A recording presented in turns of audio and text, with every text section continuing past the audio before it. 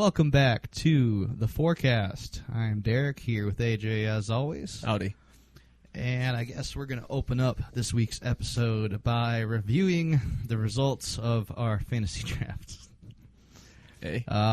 So, with a resounding 13-3 fan vote win, is AJ comes out with the win here because I forgot the AHL existed and we had a team there for a bit.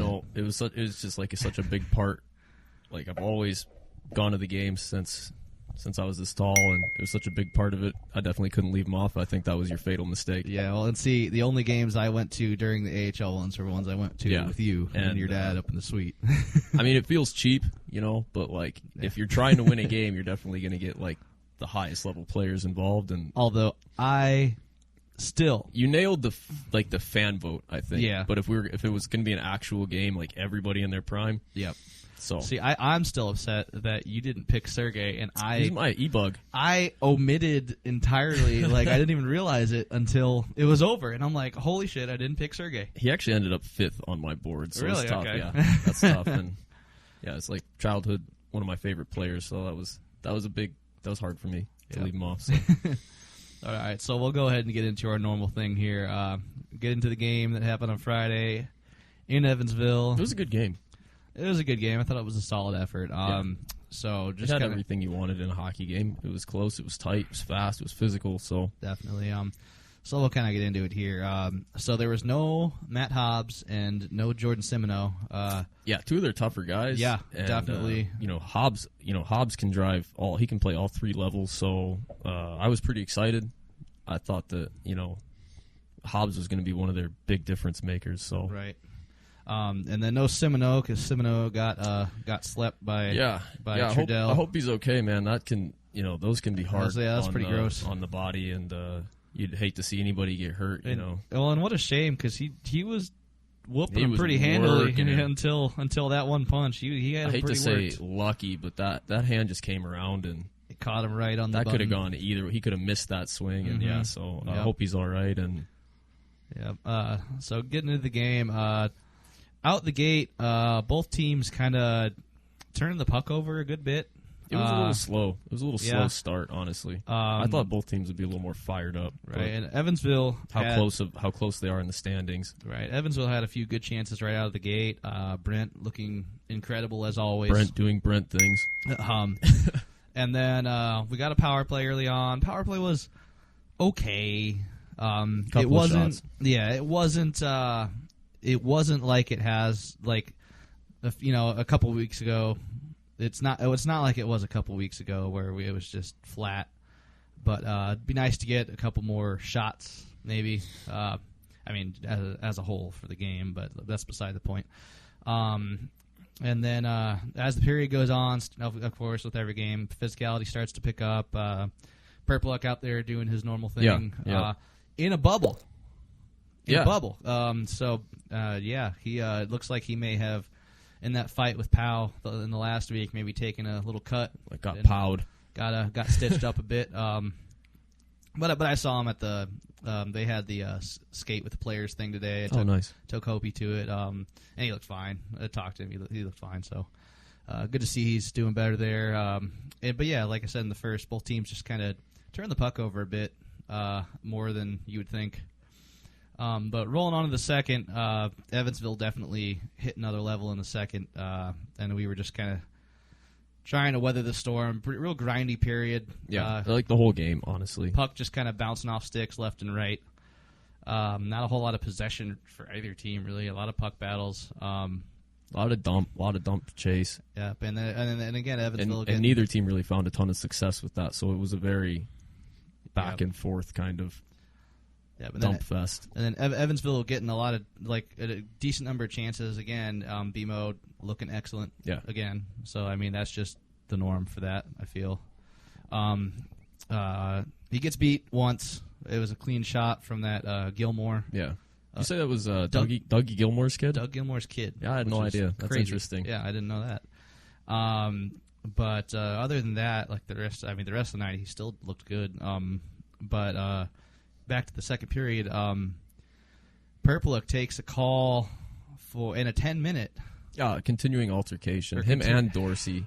I don't know. I mean, we just spoke. I just spoke with Brett Straley, one of the referees who took the last game. Good guy. I Thick talked skin, to him. good sense of humor. I talked to him because I have some cards that I'm gonna be giving him here soon, and he, gave me a little bit of a hard time. He's like, I know, even though you didn't like the 5 in the game call on Zook.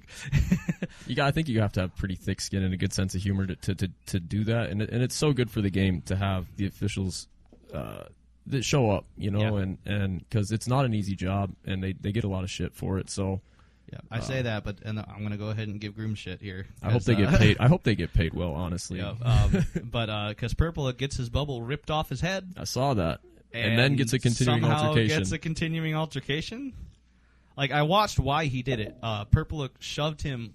Yeah, it wasn't battle. A cross check. It was a one-handed shove. Yeah, standing still. It's not like he plowed into him and then he comes over to him and just rips his bubble off. Yeah, and somehow he took Purple comes away with a penalty? exception to it. Yeah, well, Purple got in there. Yeah, but I don't know if that's it's offsetting. A pretty routine play. I would say that 9 out of 10 times doesn't result in any penalties. So then seeing a 2 and a 10 on it was, but I didn't think honestly much of it. Right. And then as the second goes on, big rebound comes off, and Captain Tommy Tacos gets his first goal in the bit here. Yeah. That was a good one. I've been talking him up because he has been working so hard. He's been the heart, of the team, and it's nice to see him get on the board. So I was pretty happy for him. Oh yeah. It's great to see him score. Falling into the third, same thing. Yeah, Tommy right out the gate, another one. I mean, he was just forcing turnovers, and there was a lot of turnovers in that game. So to capitalize on that, I was so sure, that lead by example type of guy, So it was good to see him get one. Yeah, but two. Yeah, I mean, I've spoken to a few of the players about Tommy because I talked a little bit about in 22-23 when the team was not very good. They'd be down 6-2, and Tommy just be out there going 110. And the guys that I spoke to about it, they just love having him as a captain. But back to the third, Storm pushed back in the third. Tommy gets another one, and they go for the push here. But then really what kind of took the wind out of the sails, all the momentum going their way, and then... Yeah, so how do you say... I should have asked him today. Kosis? Yeah, I heard on the Flow stream that it was Kosis. Kosis, so I've been saying it wrong as well. Sorry about that. No, I'll ask him when I see him next here. But Kosis and Parrish both take penalties, kind of takes the wind out of the sails there. Going down one. This is tough in the third. Especially such a shitty opportunity. Not kind of knock the puck off the guy's stick, and then somebody just picks it up within the same kind of motion, and because it was a block shot. The goalie's out of position. Yeah, a block shot and then immediate shot. It's like, what are you going to do? It's like those Chell goals that you break your heart, And then the one that earlier was we were on the penalty kill and they scored. It was like Brent really couldn't have done anything about it because they had a huge screen. Brent was giving him a fucking proctology exam. If you stop 33-36, that should put your team in a pretty good position. So, you did the best you could, and that last one that blew it open was just so fluky. Yeah, but they go in. They don't ask how, they ask how many. So it's bad. Something I noticed in the third too. Evansville's stream or Jumbotron guy, the hit of the game was some player getting bumped. Yeah, and Groom's taking a stick to the face. Yeah, so mean, dude. Come on, that is so fucking low. Hold on, so I have things to say about Keith Grooms, and they're good things because a lot of people do not like Keith Grooms. I would say take a fan poll, probably top 2 most disparaged. I am going to go out on a limb because when Keith Grooms was reffing one of the games in Quad, and me and Hopi were on the glass, watching. Grooms comes out for the third period, and he comes over, he knocks on the glass, and he tosses Hopi a little because they have bubble gum in the back for the officials. Yeah, those guys, especially that crew, they love their what is that, double bubble? Yep. So he comes out, he knocks on the glass, he shows a little piece of double bubble and tosses it up and over the glass for Hopi. I'm like, I like Keith Grooms now. Yeah. So and screw you guys. Honestly,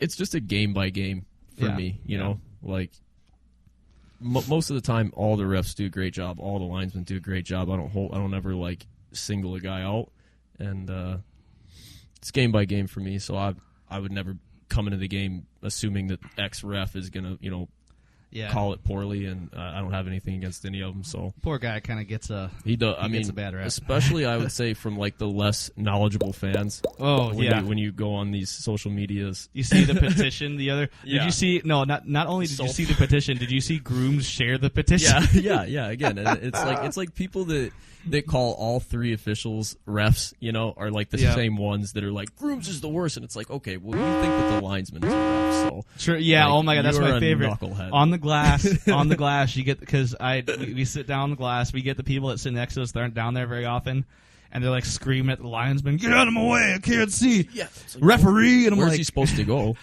Firstly, he's doing his job. Secondly, not a referee. Or just scream at the score box guy too and call him a ref. No, and then sometimes like there'll be a missed call or something, and they're like, "Come on!" Smack on the glass behind the guy. Come on, linesman, make the referee call. It's like, there's only like one penalty he can call, right? Right. But anyway, I think we got a little off track. No worries, but yeah. So I mean, towards the end of the third, there got a power play.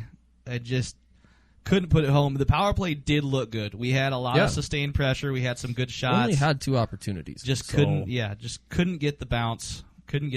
I did not think the power play was as large of a liability as it's been. Like, I was surprised. The only, I think they went 500 on the penalty kill, which is normally the stronger of their units. So that was too bad. I think that makes a difference in the game. The power play they scored on was not necessarily the greatest call either. So. Right. I thought it was a good game. It's one that you need though, which is tough because like you can't get it back, and it's getting late in the year here. A team you're neck and neck with in the standings. That's just the only thing. And our schedule is not going to get any easier. Now it's not. There's no more PIF games. So yeah, so yeah, a good effort. Didn't quite get the bounces, and but a fun game. Got to keep going. Yep. We'll follow that up with the player of the week for the one game. Yeah. I mean, that's pretty obviously Tommy Sikos with the pair of goals. Hasn't scored in a while, so really great to get the monkey off his back. Yeah. Had a great weekend. I don't have the exact stats, but I'll throw them up here after the fact at the stats he had over the weekend. We'll go ahead and follow that up with the play of the week. And for me, it's going to be Sikos' first goal. Big clapper on the rebound. Yeah, looks so good. Gets the monkey off his back. Right in the 4 hole. One of the less talked about holes. Got it. Right in there. I like that. Puts the guys up 1, so it's really great to see him score. And then the play of the week for you. Yeah, I liked his second shot. He worked the pass came up short, caught it off the boards, took 2 hard steps, and pocketed it 5 hole, which is a more talked about hole and one of my favorite holes to pocket it in. So yeah, good on him for burying it, make the goalie look silly on that. So yep. So we'll go ahead and follow it up with the standings check-in. So, unfortunately, with that last loss, we are now in 9th place. Right outside of a playoff position. On the outside, looking in at the playoffs. 1 point behind Macon. We both have the same games played, so that's really who we're going to be fighting here down the stretch. We're 2 points ahead of Pensacola, who is in last. They have 2 games in hand as well. They do. I think have the most games played at 42. So we will have a chance here to stay on the cusp for a bit, but we definitely got to pick it up. We'll follow that up to see what the roster check-in looks like for this week. Notably absent from the Evansville game was Artem Zuk, who got the 1-game suspension for the hitting from behind. And I apologize, Brett Straley. I don't know if you saw in the last... I was a little harsh with my comments as well. In the last episode, I even edited it in because when you see it full speed, it looked not like a whole lot. I went back and watched. I thought he got him good, and I mean, I thought it was shoulder and he spun into it, but it's pretty clear. He did get him good. He did get him good, but not good. He got him not good, but he was playing with a lot of intensity, and thankfully the other guy wasn't hurt. It was a bad play, and he's going to be back and he's going to be fired up. So he's had a good 10-day rest. So I'm expecting big things out of him this weekend. Yep, and then on IR still currently Dom Dumas, Cole Golka, and Nick Levesque are still on IR. I did see Golka today at the Players Skate, and he's no longer on crutches. Oh, good for him. Yeah, so I can't imagine that's been an awful experience for him. Yeah, having really pulling for him to and then heal up. Right, and then still on call up, our boy Slim Smyrna. Heard he's doing well. Actually, this last Adirondack game, he was a healthy scratch. So, sorry for that, Slim. But also, come back, please. And then also on call up, Jordan Henderson, who is with the Tahoe Night Monsters. Yep, he got his first ECHL point the other day on a really great feed. Good for him. That's all he does. I mean, well, it's not all he does, but that's something he does very well. It generates a lot of offense from the back end for sure. And once again, as always, on suspension, Jan Slok. So that'll bring us into our upcoming preview for this coming weekend. We got 3 games against Peoria. Boo. Ugh. Oh, God. I hate how it comes off the lips. Yeah. Hate those guys. Whole place. Yeah. Oh, no. All right. But anyway, it's going to be away, home, and away. Yeah, and it's a lot of miles, too, because going up, coming back, going back. Yeah. Peoria is currently in first place. Yeah, go figure. Lame. Alec Bear leads the league in points with 56. Ernst leads the league in goals with 29. Wilkie's up in the top 5 in assists, too, so they are just firing on all cylinders. And Bear is second in the league in assists with 36. Wilkie's got 34, so he's 5th, I think. Then in net, they have Jack Bostet and Ricardo Gonzalez, both of which, they're both newer to them because Colby Muse has been on call-up for a good bit. But they're looking really great. Bostet's played 6 games. He's got a 1.95 GAA and a 910 save percentage, so pretty dang solid. And well, I mean, that sounds to me like he's stopping 19 of 21 every game. Yeah. You know, it's not like facing a lot of heat. And then Ricardo Gonzalez has played 4 games. He's got a 2.27 GAA and a 9.22 save percentage. So it doesn't really matter. They could throw a shooter-tooter in the net. Their system is strangles you, drowns you, it forces bad shots. It's tough. So you got the away, home, and away, too. So definitely a lot of back and forth. Hopefully, I don't know who they're going to play or what order, but you would think you would see both of them over the weekend. For sure. Yeah, that's I would say that's guaranteed. So that'll bring us to our Nostradamus numbers. And unfortunately, with 1 game played last week and 0 correct predictions between the two of us, oops. The score is still the same. I am still up 2. I'm still up. I have 4 to AJ's 2 here. Getting there. No more points yet, but we'll see what happens. So that'll bring us to the scorecast, the predictions for this weekend. Yeah. AJ, go ahead and open it up. Like always my favorite. Because, you want to, you obviously want to go there Friday night primetime game and steal a big one away from them. They obviously think that they're pretty big, right now. They think they know where they're at in the standings, and they're feeling pretty good about themselves. So they might be looking at the 9th place team, and maybe they go out, party the night before, I don't know, steal one. Come back home. It's dollar beer night, so it's going to be fucking packed. It's going to be raucous. Obviously, very little choice but to just win a big one. And then you got the 3 o'clock game on Sunday afternoon. They're going to be a little tired. We're going to have better legs. We're going to go 3-0 over the weekend. Yep. All right. Well, for me, I'm thinking maybe we take the first away game in Peoria. Sure. I'm thinking we take the home game and then maybe drop the 3rd game. 3 games in 3 days against Peoria is kind of tough. So the boys are going to have better legs all weekend. I promise you that. Yep, we'll see what happens there. And then following it up with the keys to the game here for these next 3 games. For me, the keys to the game are going to be to keep the same energy away as home. Yeah. So just keep the energy high, both home and away. I know it's a lot of back and forth, and it's a little easier to play against the home crowd, but got to keep the energy the same. Keep the net front clear. Make sure Brent is able to see the shots, because Peoria is notoriously good at getting a lot of traffic in front. Oh, yeah. They have a lot of big guys on their team. That's one thing they always do really well is they always stack about 1-6'4" kind of guy on every line. So, and then the 3rd key for me is just shots on. Got to get a lot of shots on. Yeah. And then for you, 3 keys. Well, I mean, I thought you said it pretty well. The energy level in a 3-3 is going to be essential. So, like Peoria, they're going to do everything. They're going to try and tie you up in front of the net. They're going to try and squabble and mix it up after every fight. Maybe avoid the dog pile shit for the first couple of games and try and keep the legs fresh. Don't get sucked into stupid penalties, and don't let them have the man advantage. Got to play clean. And 3rd, when Sunday does roll around, kick some ass. Like, come out firing. Win the physical game, take a ton of shots. I think it's 3 different games. Every game should have its own keys, honestly, because this is a dominant Peoria team, and you have to reassess after every game. But those are my 3, generic, right, gotcha, vague keys. So, lastly, here we have the player to watch for the weekend. For me, against Peoria, a tough team. Trudell being back on Peoria. I think Purple's going to have an impact here. I know I've went with him a lot lately, but he's been all over the place lately. I love his game, It's hard to get away from that. I think he comes out there and impacts the game in one way or another this weekend.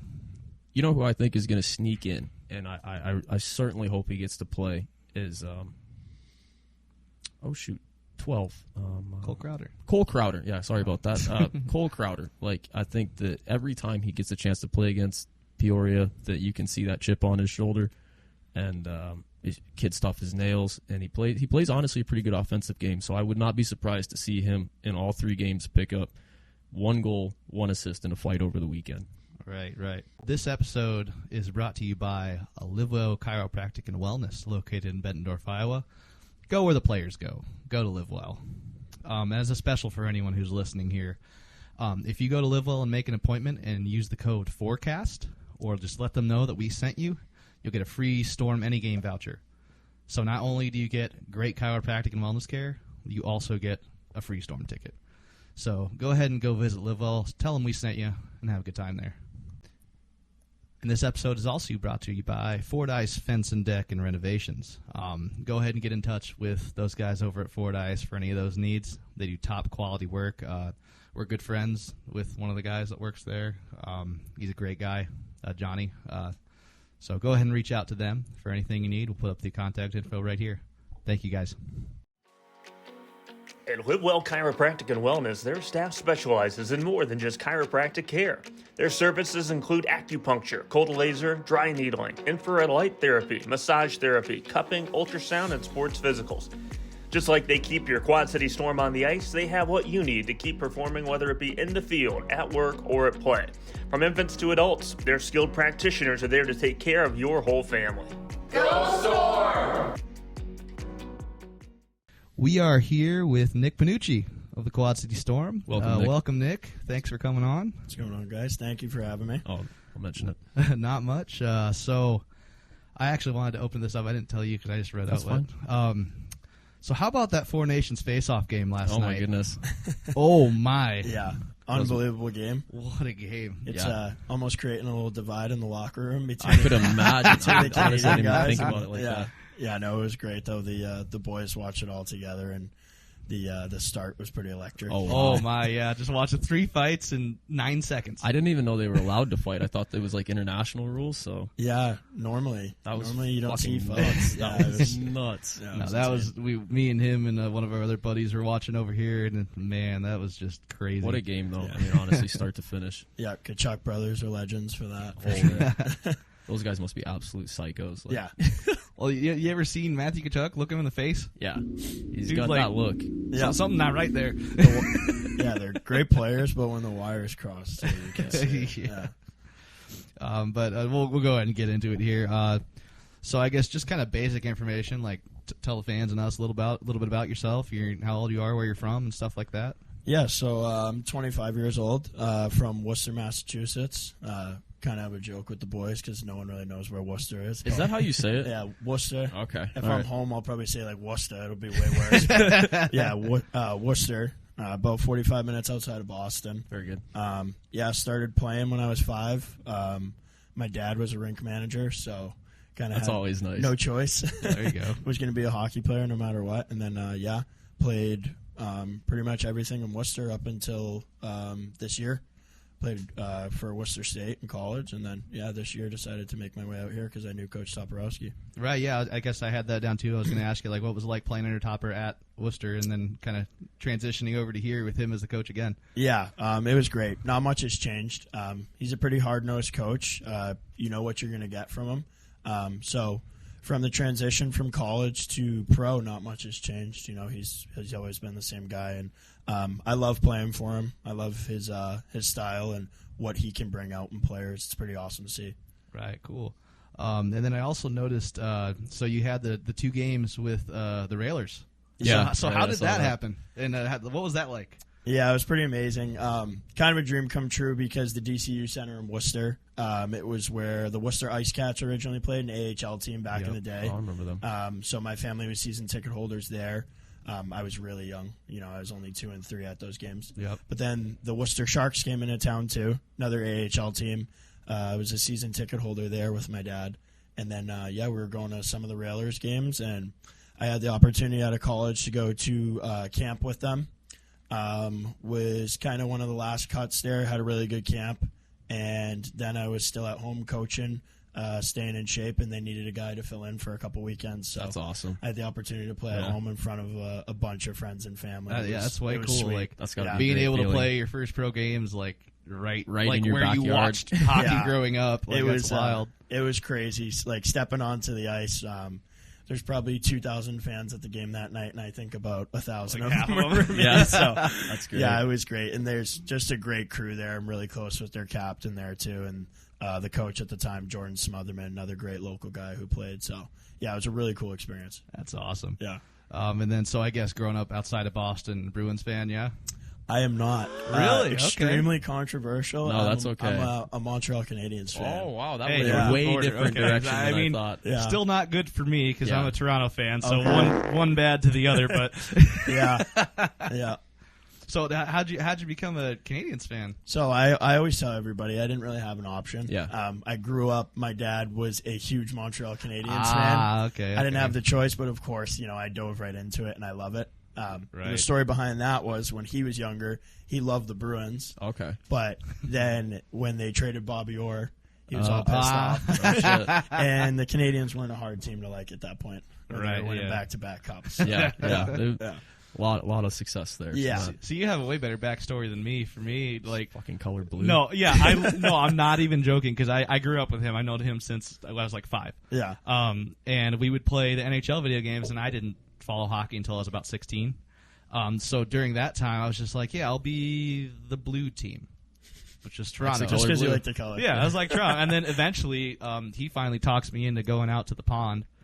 And so I go out there with him like, holy shit, this is amazing. Like, I love this. And then it's like, oh, I guess I'll follow a team now. I'm like, what team? Well, I don't want to follow the Blackhawks because it just seems like the too easy way to do it. So I was like, Yeah. I like the blue team when I play with you on the Xbox, so I'm a Leafs fan. And keep in mind, Perfect time to be a Leafs fan, no, too. terrible Yeah. time. This was in like 2011. Yeah. They were Not hot shit. Like, Oh, but I'll tell you what, my fan stock, way up. yeah. Oh, yeah. That is fair. If you get like 8 first overall picks in a row, it does help. Yeah. But I guess I got a little bit off track there. But going into signing with Quad. So when did Topper reach out, and how'd that come about? Yeah, so I had another opportunity in Worcester. I went back to camp with the Worcester Railers back home. And I was one of the last cuts there again this year. So I knew I wanted to keep playing. I kind of had talked to Topper throughout the summer, just asking about this program too, because it's nice to have, that not Options, a fallback plan, yeah. but that option, yeah. And he said he was happy to have me here. I came right in, and the boys took me in, and it's been great. Yeah, I mean, because I've noticed that like some guys will like sign at each of the different levels. So Yep. it's like if something doesn't work out here, you have a contract here, and you can go there. Right. Like from SP down to the Fed and whatnot. Yeah, that's why these leagues are so unbelievable, because you have guys. You take a look at our roster. I mean, we had guys who were drafted. Guys who have played AHL games and NHL preseason games, and it's an unbelievable league when you really look at the guy's background of their hockey. Yeah, it's pretty wild. I mean, especially like from there to the Fed. I know the Fed likes to kind of do their expansion things where they're just like, I don't know. you what's want a going on team? with Like, that. you want a team? Everybody gets Hey, teams. do you have a 500 capacity rink? Like, come on I'm over. pretty sure. Yeah, there's more teams coming next year too. Oh, my Yeah, God. yeah, Yeah. there's a bunch. There's Yeah. like 4, I think, new ones. But and the SP had one. I'm sure you heard about it. I forgot he put it up there. The VC Bobcats. Oh yeah, So I don't know if Yeah. any of the boys have told you about that. I've heard some stories from Mike Moran. Oh, Yeah. They Great guy. lined up out there like on the rink. Nobody showed up. No one was out there. They're running the pregame presentation with no one on the ice. I don't even think there were enough people in the stands that if they gave them all skates, they could have fielded the team. It was fucking brutal. That is horrible. Yeah. But I'll tell you what, the positive that came out of that, the boys actually stuck around after the game with the VC fans, and they skated with them. Yeah, kudos to the boys for that. I really heard cool. that was a great outcome, and they were with some of the fans on the ice, and that's awesome. Right. So I guess I'll follow up then with I had we've got a few social media questions we're going to go through later, but one that I had is like, so from day to day, like what's a day in the life or like a week in the life of a Storm player look like, and like what is that like? Yeah, I mean, I'll start with something like today. Sundays, if we don't have a 3-3, Sunday's kind of the relaxed day, and then, it's normally the only day off. We're pretty much working 6 days a week. Back to the grind every Monday morning. We got practice at 9 a.m. tomorrow, so nice. There you go. It's right back to it. Trying to figure out the little things that we were struggling with on the weekend, and then it's most of the time a lift in the morning, then practice, and then best part of the day, go out to lunch with the boys. Yeah. What's a usual spot? We're fortunate enough we get those coupons from like Hawaiian Bros or Lemonade nice. Stand. Love Hawaiian Bros. Hawaiian Very Bros good. are so good. Oh man, I don't have that in Mass, so it was my first time eating it here, and I love it. Yeah. Well, we're not very close to Hawaii either, so No. I don't know why we got so many here. Yeah. Well, here is unique though. Like we just got a lot of different stuff here. It's kind of like a lot of shit winds up in the middle. So well, it's like it's 5 cities, but it's one big metro area. So you got stuff everywhere. Oh yeah, there's a unique ton area. of good spots. Yeah. So I guess another question that I had is, so like coming in here, I don't know if do they tell you guys what hockey has been here like in the past, or is it just kind of coming in like this is the team? I was kind of curious about that. Yeah, like I feel like the boys have a pretty good understanding of the history of Quad City, especially the Mallards, seeing that Coach Topper played for the Mallards. The ECHL years, Yeah, I mean, I've known about him my whole life too, because I always followed Topper, and I've talked to Kerry Toporowski about the years here, and I know his 2 boys. So yeah, I'd say a lot of the boys have a pretty good understanding of the history here. Oh, that's very cool. Yeah, and you gotta explain it to the Euros a little bit, bits and pieces. Try and tell Artem what's going on. Oh my god, dude! Does he have does he have an interpreter? Or yeah, we use a lot of hands. Well, no, when he was first here, I met him at the season ticket pickup party. And he had his his translator app. Yeah. A lot of the time, he's like, "No, talk too fast. Slow down." But I and then in the line, one of the funniest moments with him in that same event, we were in line with him and Maynard. Yeah. And Artem is going through the line. He goes, "Is Pickle?" And Jake's like, "Yeah, that's Pickle." And he's like, I have for first time the other day. Instantly I was like, Artem is the legend. He is unique. Yeah, he gives the boys some pretty good laughs, and his English is getting better. I've noticed. Shout out Artie. Then, yeah, it's getting better. But it's good to hear that the guys kind of understand it here, because when me and him were little, we were going to the Mallards games, and I mean they would just pack 7-8 grand a night. Yeah, and then I think they topped out around 89. Yeah, 89 one game. Almost That's 10 grand insane. is absurd for a UHL team. Yeah. I love it. Yeah, that's wild. some of the pictures we see from back then just look sick. You're just look. It was unreal. It kind of warped my perception on what hockey was. What small town people hockey around was here pretty good. I just thought it was so normal. I was this high, and that's what it would take sometimes a half an hour to get out of the parking lot after the game. Yeah. I mean, we feel blessed with our fans every single time we play at home, because you go and you play some other places like Evansville. Such a nice arena. Oh, they have a beautiful arena. It's like an NHL rink. Yeah. And then they don't have the biggest fan base. I think it's growing. Yeah. But then when we're home, we have 4,000 or 5,000 people. But when you're in that rink, it feels like you're playing in front of 10,000. It's awesome. It's a special rink, honestly. It is. A lot of history there, a lot of winning there. So yeah, and I've talked to a few people about this. And if we can get to the point where we're just about to a championship, or we actually win one, I feel like it's just gonna shoot. Oh, it'll blow up. Because I mean, that's really what they got spoiled with is the 2 championships they won like right off the bat. There is a lot of Easter Sunday fans. You know what I mean? Like if it's like winning and the hot convenient ticket, to come out, like they'll show up in droves. But we also have a huge diehard hockey community here too, which is, I would say, like where we fall in. So definitely, right. You guys are awesome. Thank you. Geez, I appreciate that. And then so I'm going to go ahead and roll into our social questions here. We kind of posted up a few. Yeah, I saw a couple of good ones. Got your spaghetti dinner photo up there. Yeah, the Don. Yeah, we have to be worried about losing him to professional acting now. Okay. That's all. Shout out Mike Federer for putting that video together. He made us look good. Yeah, that was incredible. I laughed really hard watching that video. It was awesome. Can't even begin to tell you guys the amount of laughs that me, BMO, and Gags had with his 2 boys, Keaton and Noah, and we went to his studio, and it was just nonstop. Okay, I swear, watching BMO's part when he was talking.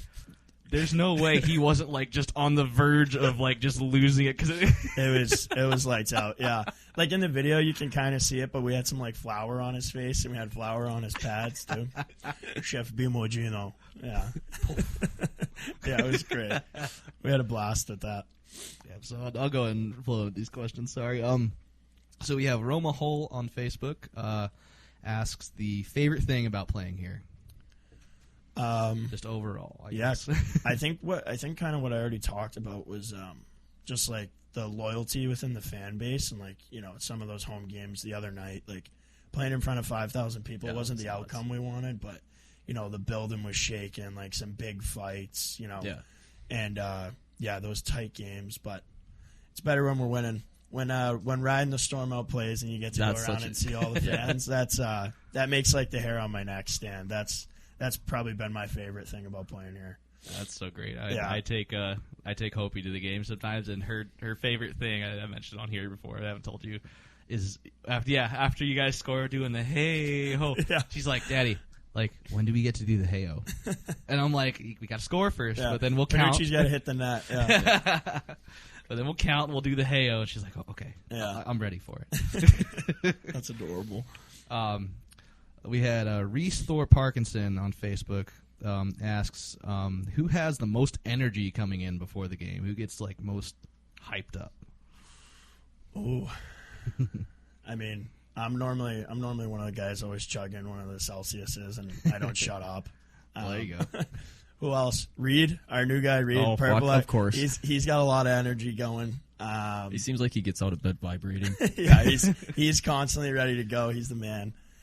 But, I don't know. I feel like a lot of guys are pretty quiet and focused before the game. Yep. Tommy, our cap, he's kind of always getting the boys going. He's always got something to say, so yeah. And also they had asked, which away town is the most fun place to visit? Huntsville was awesome when we just went. That was going to be one of my guesses. Yeah, not the outcome we wanted when we were there, but it was so nice because it was warm there too. Right. Their game day, competes with ours. It's, their game day was sweet. They're constantly selling it. I mean, they have a small arena, but they sell it out. Yeah, it's just It's interesting. There's not much like pro sports going on there, and Huntsville keeps growing, so their fan base. They've had a team for ages too. Yeah, especially in the SP, like a lot of returning guys. Yeah. Right. So, one of our sponsors is Fourdyce Deck and Fence and Renovation, and he's got a number coming up. Our buddy Johnny had a handful of questions. He's an off ice official, so we're gonna go ahead and do these quick. Let's do it. Because Johnny's got a ton. Fourdyce fast answer. Yeah, we're going to call it the Fourdyce fast answer. You're welcome, Johnny. All right, so here we go. Which alternate jersey is your favorite? Which auction jersey? Barbie. Winter Classic. There you go. All right. Most underrated player on the team? Ooh. Give it a Gags. There you go. All right. I like that. Fastest skater on the team? Wheels flies. Who would win in an arm wrestling tournament? The whole team. We might have to give that one to Reed. I think Reed's taking that one. Is Murder on the Dance Floor the greatest team song? We do love that one. I think that gets the boys going. Fair enough. Favorite off-ice official? Johnny. There you go. Yep. And then, who lifts more after games? You or Artie? Who what? Who lifts more after games? You or Artie? Artie, and he doesn't put his weights away. There you go. That has been the Fourdyce fast answer. That's awesome. That's fun. And we got a couple more here from Money Moran memes on Instagram. Great account. Unbelievable account. He says, from one Italian American to another, what is your favorite style of pizza? Oh, yeah, I saw. I knew this was going to be controversial. Yeah, I do like deep dish. I love a deep dish pizza. I don't think he was going to be happy about that, but I think he had said Neapolitan or New Yep. York, I believe, on that comment thread. So yeah, it's gonna be a hot take for Money Moran memes over here. Is good. That's good. And then I believe we had one more here. We had AWise121 on Instagram asks, how likely do you think it is that the guys who get called up from the SP to the EC go up to the AHL or make it any higher than that? Like, I guess is their question. Like how, because I know there's been a couple times where we've had guys get called up and then get called up again. Yeah. But Birkin made it to Hershey one time. He did. He made it to Hershey, but I guess looks like how do you have to have? I guess the coaches may have to have some sort of knowledge of you at that point, or yeah, it's I think it's very rare for that to happen, just because when you get into AHL and ECHL, those are all the feeder systems, of course, for an NHL team. So right. It is rare, but when guys start building their resume and they start growing more and more as a player, like it wouldn't be shocking to see a guy like Sava or a guy like Hendy, keep moving on to bigger leagues. Maybe it might not be the AHL, but they might be playing with a bigger contract overseas, or right. It can definitely happen. It's happened before, and guys with skill like them, and I could see a guy like Henderson making it there. He's got all the tools, 5-tool guy. He's a dog. Yeah, he's one hell of a guy. It was really cool to get to see him play for a few games. He was fucking nasty. Yeah, I mean, he's a hell of a player. Between him and Forens, just like coming up from the back end, it's like, good God, the speed, speed and the talent coming out from there. Like as a forward, you're like, you guys skate out. I'm good. Don't give me the pass. I'll be go back here if you need. No, you got okay. See you. I trust him. There you go. And then we had Brittany Corum on Facebook. Who has the weirdest tradition or superstition before each game? Oh, this would be good. Oh, I gotta think. It's got to be one of the. It's got to be one of the goalies. Yeah, our goalies are. For goalies, they're surprisingly normal. Oh, geez. Yeah. Okay, that's different. I guess I'll call BMO normal. I don't know. Goalies are a little weird, so. Yeah. Oh, I mean, Hendy had a crazy one while he was here. Everyone would be fully dressed walking out to the ice, and Hendy wouldn't get ready until he had like 3 minutes left. Fastest dresser I've ever seen. And it gives me and Wheels anxiety. We sit there and we watch him. We're like, dude, you're not ready, man? When are you getting ready? Because this is freaking me out. Yeah, that was a crazy one. Yeah. But yeah, he can know all about the weird goalies. I was started as a goalie moons ago. It's fucking weird. So little strange. Yeah, there's a couple oddballs. Put everything on the left side first, like get completely ready left side. I think that's normal, though. Is it? Maybe not the whole left side. Like maybe start with the left skate. But tying my skates with my left glove on. Tying my right skate with my So our goalies are actually pretty normal. Ronnie's pretty normal because you meet a lot of goalies throughout the years, and you're like, wow, that guy is. Dude, he's eating a slice of pizza before the game. Like, yeah, macaroni salmon is our endearing nickname. Is he a tight name? So. Yeah, no, we like him here. Yeah. But it looks like that's all we got for the socials. So that'll wrap it up here for us. Yeah. Thanks, Nick, for coming on. We really appreciate it. I really appreciate it, man. Yeah, I appreciate it, guys. This is awesome. Best of luck the rest of the year, man. Keep playing your game. It's a great game. Thank you. And thank you guys for tuning in. We will see you next week on the next episode of The Forecast. Woo. Later. See ya.